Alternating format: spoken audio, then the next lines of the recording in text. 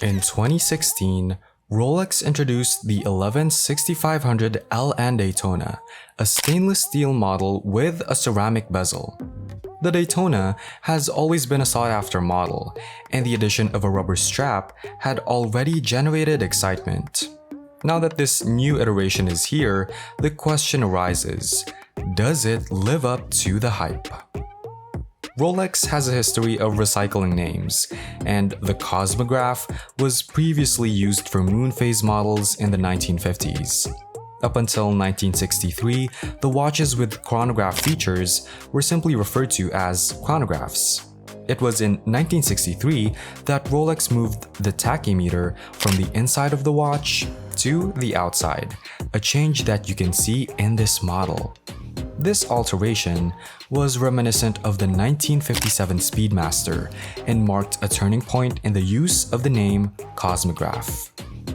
This change coincided with NASA's search for a watch to take to the moon as part of the Apollo missions. The name Cosmograph clearly carries space-related connotations, and whether it's a coincidence or not, it's hard to say. The Daytona was among the watches NASA considered for testing, but in the end, NASA selected the Speedmaster. As a result, Rolex needed to change its focus for what could have been a space watch, and they turned their attention to motorsports. During the Prohibition era in America, bootleggers used modified cars and race drivers to transport illegal alcohol across the US. Once Prohibition ended, those cars had no purpose, so NASCAR was founded, and they began racing these modified stock cars on tracks like the one in Daytona, Florida. Rolex chose the name Daytona for its watch, positioning it in connection with the Daytona track and the race drivers who competed there. Interestingly, before settling on the name Daytona in 1965, Rolex initially considered the name Le Monde, and there is marketing material for the Cosmograph that refers to it as Le Monde before the final naming decision. During the 1960s through the 1980s, the Rolex Daytona wasn't the success story it is today. In fact, it performed poorly in terms of sales, with only a few hundred units sold.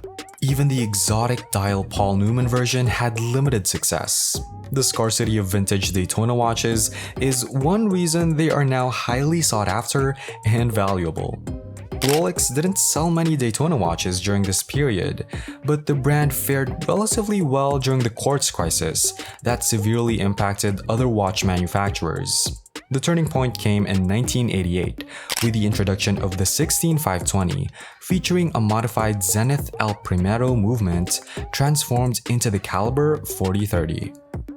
This marked Rolex's first automatic chronograph, 19 years after the introduction of the Heuer Caliber 11, and it replaced the Valjoux 72, which Rolex had stopped using in 1974. In 2000, Rolex updated the 16520 with an in-house movement, the caliber 4130. This version was incredibly popular and had waiting lists of up to 2 years. However, some people had a complaint about the watch's bezel, which was made of polished metal and made the watch appear smaller.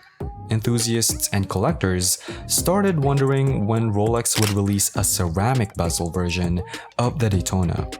While a ceramic Daytona was indeed released in 2011, the 116515 LN, it in Everose gold, not stainless steel. The stainless steel version, the 116500 LN, finally came out in 2016. The new ceramic Daytona doesn't differ much from its older sibling in terms of its overall design. It still features the iconic screw-down pushers that were introduced in the 1960s with the reference 6240. The case design remains largely the same, with polished curved edges. Both the stainless steel and the ceramic Daytona models come with black or white dials. The only notable difference in the newer version is the color of the subdials, which are black instead of silver. The primary change that sets the two apart is the ceramic bezel. The ceramic bezel not only enhances the aesthetics of the watch, but also creates an illusion of increased size. In an era where larger watches are favored, the black ceramic bezel adds a sense of substantiality while maintaining the watch's comfortable 40mm case size, allowing it to fit neatly under a shirt cuff. The black dial version of the Daytona, as you can see, maintains a close resemblance between the old and new dials. Both feature silver subdials. However, the black ceramic bezel continues to make a significant difference in terms of aesthetics, enhancing the watch's overall presence. Rolex's Cerachrom is the standout feature of this ceramic bezel. It's a material formed by sintering a compound of zirconium, aluminum, and oxygen at temperatures as high as 1600 degrees Celsius. This process yields remarkable scratch and UV resistance, ensuring that the bezel's shine and luster remain intact for a long time. However, the hardness of Cerachrom does pose challenges in terms of manufacturing and finishing, which require the use of diamond paste to achieve the polished appearance you see. The numerals around the bezel are inlaid with platinum using a process called physical vapor deposition, or PVD. Rolex handles the entire process in-house, from design to patenting, demonstrating their commitment to craftsmanship and innovation. In a first for the Daytona, the ceramic bezel is monoblock, meaning it's not an insert. The entire bezel is crafted from ceramic. Both of these watches offer exceptional comfort. Their 40mm size and slim case profile ensure that they sit lightly on the wrist. Rolex's trademark quality and attention to detail shine through in these watches, making it unnecessary to dwell on these aspects as their reputation for excellence is well established.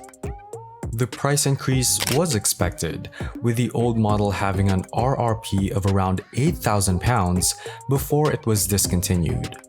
The new Daytona with the ceramic bezel is priced at £9,100, but finding one is a challenge due to a long waiting list. The addition of the ceramic bezel has had a significant impact on the watch, addressing the issue of the previous polished bezel, making it look small. The new bezel gives the Daytona a modern, sleek, and eye-catching appearance without being overpowering. Despite the price increase, the strong residual values of these watches, especially while there's a long waiting list, will likely keep prices firm for some time. Rolex has successfully delivered a ceramic version of its popular stainless steel Daytona, and whether it suits your preferences is a matter of personal choice. To find out, you'll have to buy one if you can manage to find it. That's a wrap. Thank you for being here with us at Ventichic. Don't forget to like and comment on this video. Make sure to subscribe to our channel so you never miss an update. See you in our next video.